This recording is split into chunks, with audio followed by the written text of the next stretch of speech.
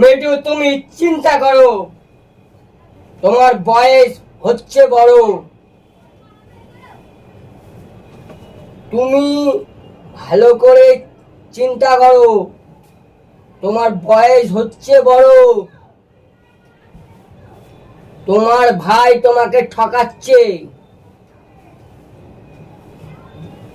তোমার সংসার ভেঙে ঘরের চাকরানির মতন কাজ করাচ্ছে,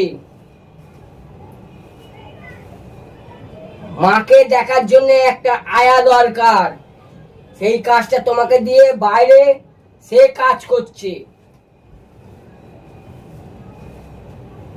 ভগবান যেন না করে তোমার মোনা যখন চোখ বন্ধ করবে তখন তোমার কি হবে?